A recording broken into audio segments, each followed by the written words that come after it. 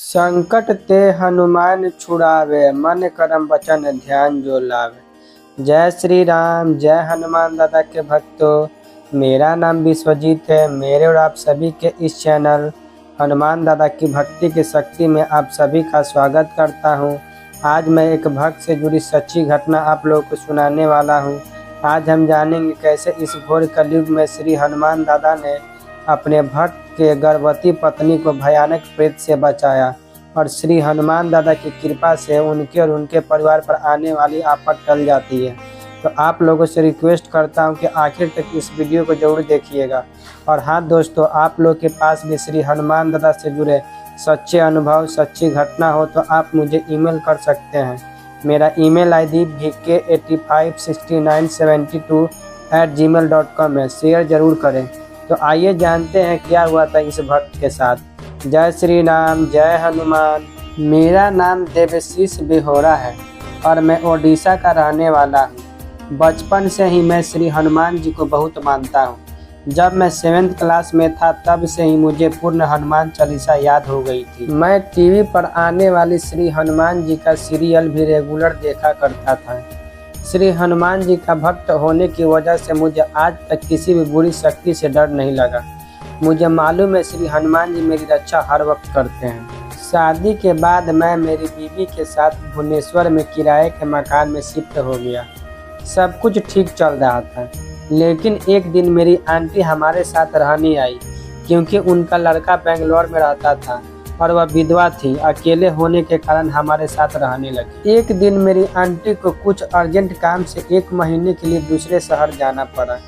तब से मेरी बीवी को घर में पूरा दिन अकेले रहना पड़ता था क्योंकि मुझे ऑफिस से घर आते रात के 9 बज जाते थे। कुछ दिनों बाद जब मैं ऑफिस से जाता था तब घर में अजीबोगरीब चीज़ें होने लगी, जैसे कि किसी के चलने के, किसी के सांस लेने के या किसी के बैठने का आभास मेरी बीवी को होने लगा। मेरी बीवी ने इन चीज़ों के बारे में मुझे बताया, मगर मैंने उन बातों पर ध्यान नहीं दिया।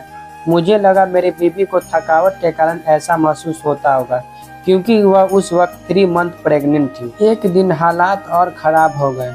जो बेडरूम में मेरी आंटी सोती थी वहाँ मेरी बीवी को एक सफ़ेद साड़ी, खुले बाल, लाल आँखों वाली औरत की आकृति उसे घूरते दिखी।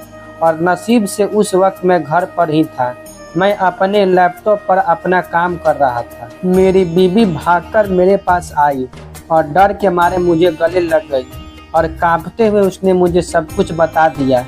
मैंने खुद उस रूम में जाकर लाइट्स ऑन करके देखा तो ऐसा कुछ भी नहीं था। हम दोनों बहुत परेशान थे, लेकिन वह बुरी ताकत यहाँ नहीं रुकी। अब तक तो उस बुरी आत्मा ने तो मेरी बीवी को पूरा वश में कर लिया था। मेरी बीवी को अपने पूरे बदन में अजीब सा भारीपन महसूस हो रहा था और जोर का सर दर्द हो रहा था। मैंने उसके सर पर बाम लगाया और उसका सिर दबा ही रहा था कि अचानक वह अजीब तरह से मुझे घूरने लगी। उसकी आंखें एकदम लाल और भयानक दिख रही थी और आवाज़ भी डरावनी थी, जैसे कि किसी और की आवाज़ हो। मैं बिल्कुल डरा हुआ था। मुझे समझ नहीं आ रहा था कि मैं क्या करूं। फिर मैंने मेरे प्रभु श्री हनुमान चालीसा का जोर जोर से पाठ करना शुरू कर दिया। फिर वह मुझे रोकने की कोशिश करने लगी, पर मैं रुका नहीं।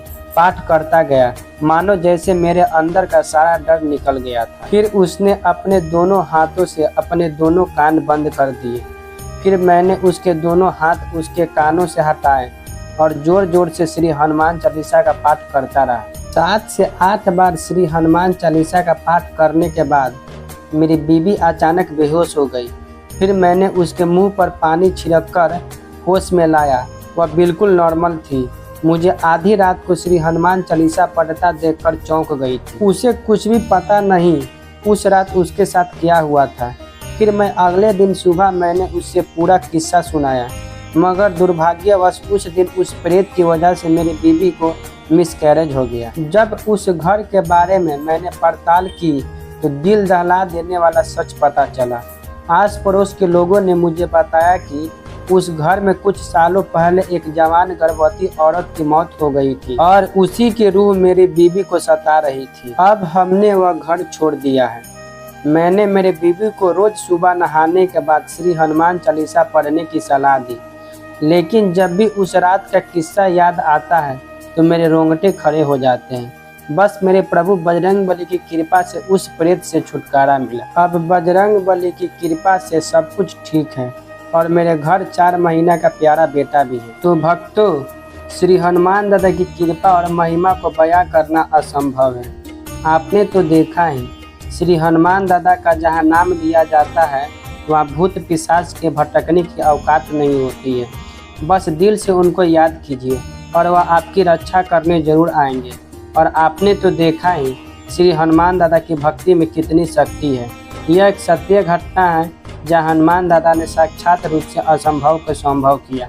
तो ऐसे ही हमारे हनुमान दादा जो भक्त के थोड़ी सी भक्ति से ही प्रसन्न हो जाते हैं। तो मिलेंगे और एक हनुमान दादा से जुड़े सच्ची घटना के साथ। तो जय सीताराम, जय हनुमान।